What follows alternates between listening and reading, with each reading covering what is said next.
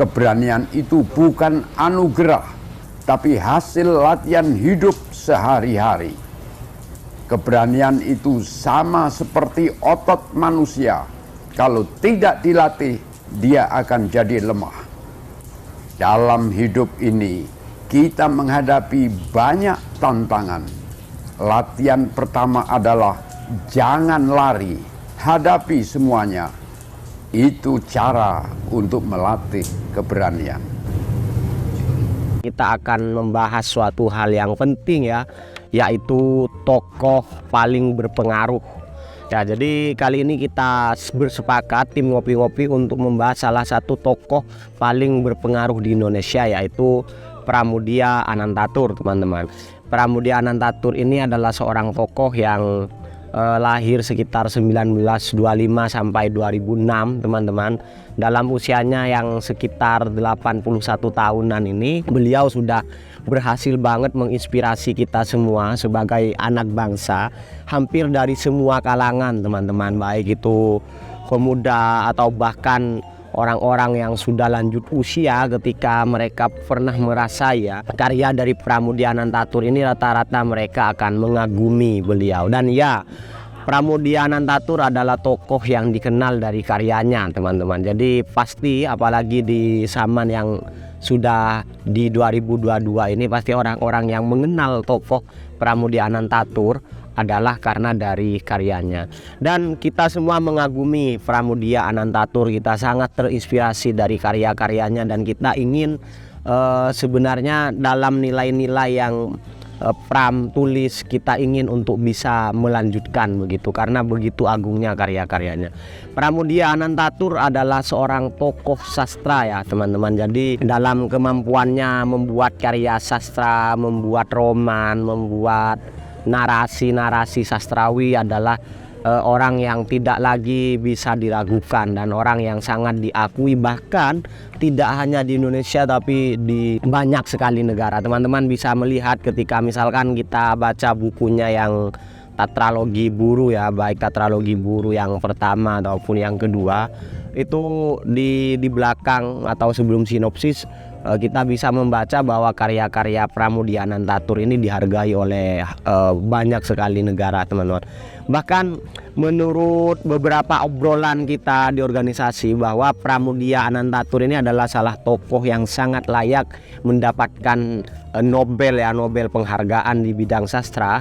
Tapi mungkin karena gerakan politik atau apa di masanya yang beliau ambil sebagai keputusan pergerakannya, mungkin hal itu yang menghambat Pramoedya Anantatur. Tapi di luar itu semua, kita tidak pernah meragukan betapa mengagumkan karya Pramoedya Anantatur. Ada kecenderungan yang sama, teman-teman, ketika kita membaca buku-buku Pram di organisasi misalkan, akhirnya kita semacam pengen banget untuk menjadi penulis, kita dibuat ringan gitu oleh Pram untuk menulis, sehingga biasanya itu teman-teman habis baca bukunya Pram itu cenderung jadi sindrom gitu ya, jadi sindrom bahwa mereka menjadi penulis dadakan gitu. Biasanya kans-kansnya itu ciri khas tulisannya itu mirip-mirip dengan Pramoedya Anantatur. Itu oleh karena sebegitu berpengaruhnya ketika kita baca satu karya Pram saja. Sangat disayangkan sekali apabila misalkan dari terutama kalangan pelajar ya, baik yang masih sekolah ataupun mahasiswa atau bahkan yang sudah pasca pelajar itu, kalau teman-teman tidak pernah membaca karya-karya Pramoedya Anantatur, teman-teman akan mendapatkan gitu kan, merasai betapa sebenarnya tulisan tuh punya keindahannya sendiri, bahwa tulisan tuh bisa dinikmati, dan bahasa, pilihan kata yang dipilih, yang diracik oleh Pram itu begitu sangat-sangat serasi, sehingga membuat kita para pembacanya bisa menikmati apa yang menjadi bacaan. Jadi membaca bukunya Pram itu seperti tidak sedang bertugas membaca, tapi value yang ada di dalam buku-buku itu sudah secara otomatis kita bisa cerna dengan baik. Jadi istilahnya itu yang dimaksud belajar sambil bersenang-senang itu sebenarnya kalau dalam konteks yang dulu itu bisa kita dapatkan ketika kita mempelajari karya dari Pramudia Anantatur. Ini luar biasa sekali. Yang selanjutnya yang menjadikan Pramudia Anantatur ini adalah seorang tokoh inspiratif dari tulisan ya atau dari karya-karyanya, itu adalah karena Pram dalam hampir semua karyanya menggambarkan sebuah perlawanan terhadap pengkastaan, teman-teman. Terhadap segala sesuatu yang mengurangi harga manusia, yang menindas, yang tidak adil, dan melawan kejahatan dalam tulisan-tulisannya. Beberapa waktu lalu saya pernah nonton di YouTube bahwa di India hingga saat ini tuh pengkastaan tuh masih sangat berlaku, dan sebenarnya mungkin di daerah-daerah yang ada di Indonesia mungkin pengkastaan tuh masih ada. Dan kalau kita membaca karya dari Pramudia Anantatur ini, kita akan sangat jelas merasai betapa pengkastaan tuh sangat mensabotase kehidupan kita bermasyarakat. Dan dalam karya-karya beliau banyak sekali dijelaskan ya, dikisahkan begitu, dibuat romannya bahwa banyak ternyata tokoh-tokoh itu yang dari nol menjadi menjadi sangat-sangat berpengaruh begitu kan, sehingga Pram ini menginspirasi kita bahwa dari kalangan apapun kita, selama kita mau berjuang, selama kita mau belajar, dan selama kita tidak putus asa, kita bisa mencapai apapun yang kita inginkan. Pramudia Anantatur sangat melawan ya, sangat memberikan citra perlawanan di dalam karya-karyanya. Salah satu contoh misalkan di dalam buku Tetralogi Buruh misalkan, bahwa di mana tokoh Mingke di sana seorang yang tunduk-tunduk oleh karena ini menjadi kultur yang sudah biasa di kalangannya, seorang yang harus tunduk kepada yang dianggap lebih atas, dan banyak batasan-batasan lagi mungkin karena dulu settingnya masih di masa Belanda begitu. Dan Mingke bisa menyelesaikan konflik itu dengan perlawanan-perlawanan yang dimulai dari pikirannya hingga akhirnya Mingke menjadi seorang yang sukses begitu dalam karya-karya dan organisasi dan gerakan-gerakan politiknya begitu. Jadi ini sangat menginspirasi kita teman-teman, bahwa itu membuat kita tidak terkungkung dalam dimana kita sedang berada sekarang, bahwa Pramudia Anantatur menyampaikan apapun bisa kita capai sejauh kita benar-benar mau berusaha dan tidak menyerah. Yang selanjutnya yang menjadi sangat menarik dari Pramudia Anantatur, beliau itu ternyata adalah tokoh pejuang kesetaraan teman-teman. Jadi sebenarnya Pramudia Anantatur itu sangat layak ya, atau bahkan mungkin kalau saya pribadi, karena saya memang tidak membaca karya-karya R.A. Kartini, masih belum, saya malah sangat sepakat kalau Pram itu adalah pejuang kesetaraan. Pram ini bukan hanya pejuang kesetaraan antar kasta, tapi tentang keperempuanan dan lain sebagainya. Pram adalah pejuang kesetaraan. Menurut Pram, manusia itu punya satu nilai yang sama, baik itu dari kalangan apapun. Pram tidak menganggap itu suatu nilai yang berlebih. Banyak sekali orang-orang karya-karya Pram ini dipelajari oleh organisasi-organisasi, pergerakan-pergerakan ya. Kalau kita lihat dulu di mahasiswa, baik itu di organisasi intra ataupun ekstra yang concernnya adalah berkontribusi atau berpartisipasi dalam memajukan kultur masyarakat, Pramudia Anantatur ini sangat dapat dipakai karyanya untuk menjadi referensi yang tangguh, sehingga orang-orang yang pernah mempelajari ininya Pram, dia punya kekuatan sejarah yang sangat kokoh, kekuatan antropologis yang sangat kuat untuk diterapkan pada kondisi sekarang, dan itu sangat luar biasa menurut saya. Yang selanjutnya teman-teman, yang menawan ya, yang menjadi menawan dari karyanya Pram ini, karena sebenarnya Pram tidak menulis hal yang muluk-muluk teman-teman.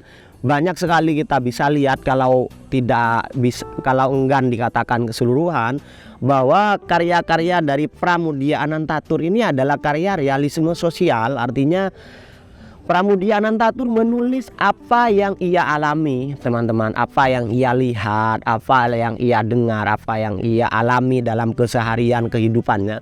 Pramudia Anantatur hanya menulis dari itu. Dan menjadi luar biasa adalah bagaimana suatu yang biasa dialami oleh Pram itu diracik menjadi suatu karya yang yang sempurna, sehingga ketika Pram menulis ini sebagai realisme sosial, apa ya namanya, soul atau jiwa dari tulisan Pram itu seakan-akan sampai kepada kita.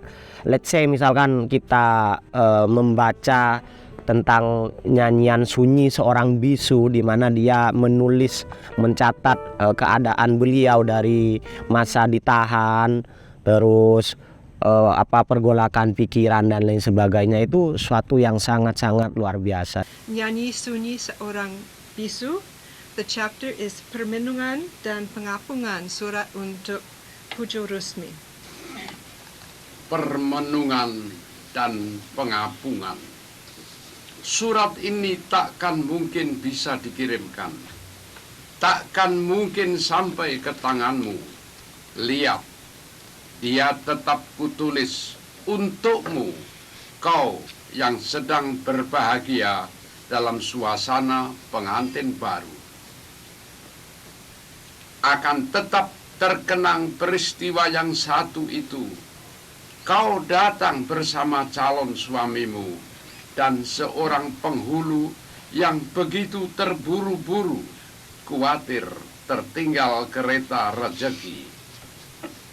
Tentu saja kau tahu tak ada keberatan padaku. Kau memilih seorang suami untuk dirimu sendiri.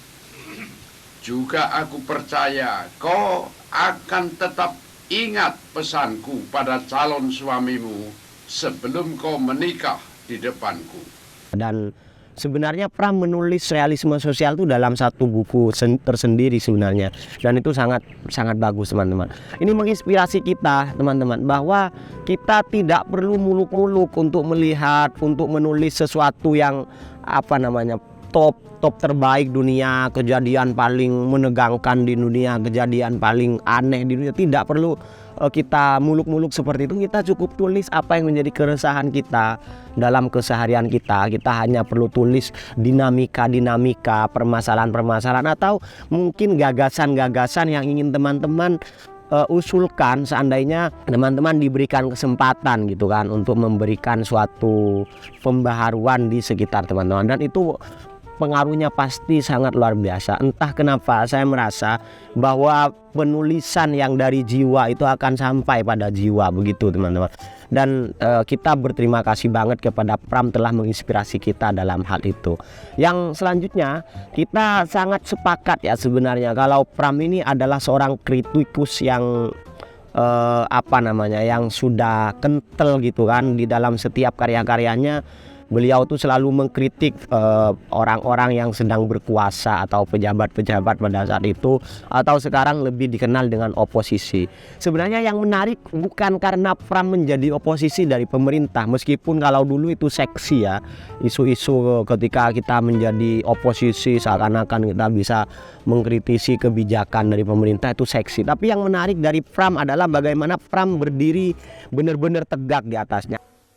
Saya itu seorang individualis, tidak mau diperintah dan tidak bisa memerintah.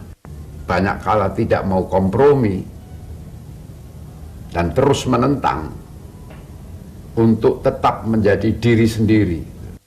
Artinya Pram tidak membuka chance ya, untuk menjadikan itu kesempatan yang lebih baik untuk dirinya, tapi memang kritiknya karena Pram benar-benar tegak berdiri di atas masyarakat, teman-teman. Jadi bahasanya memang Pram mewakili masyarakat yang di luar pemerintahan, begitu. Sehingga banyak sekali mungkin sekarang ini dipakai gitu kan oleh tokoh-tokoh, dibuat viral, mengkritik pemerintah, akhirnya menjadi bagian dari pemerintahan. Meskipun itu positif loh ya, ini kita tidak mengatakan itu negatif, tapi yang menginspirasi dari Pram, bagaimana beliau sangat konsisten berdiri mewakili pikiran-pikiran masyarakat melalui tulisan-tulisannya, dan itu pun yang sampai ia pegang sebagai prinsip hidupnya. Dia tetap pada perlawanannya, pada kritiknya kepada masyarakat, misalnya kepada pemerintah, dan itulah yang membuat masyarakat yang di luar pemerintahan tuh tetap punya harapan begitu teman-teman. Dan ini luar biasa sekali. Kita sebenarnya tidak akan pernah bisa mendeskripsikan betapa kehebatan Pram dari pemikirannya atau bahkan dari karya-karyanya dengan sebegitu singkat, sehingga saya sangat mengajak teman-teman semua untuk senantiasa ikut serta dalam membaca, mempelajari karya-karya Pramoedya Anantatur yang sudah sangat diakui keagungannya. Jadi itu mungkin dari saya untuk pembahasan tokoh Pramoedya Anantatur kali ini. Kita berharap banget teman-teman bisa menikmati karya-karyanya Pramoedya Anantatur. Selamat menikmati teman-teman. Saya memang memberontak terhadap segala-galanya ini. Sebab itu saya rasai sebagai penindasan terhadap diri saya, terhadap kesadaran saya. Orang mengangkat saya jadi PKI atau menuduh saya jadi PKI, silakan saja. Pram adalah Pram, lain tidak.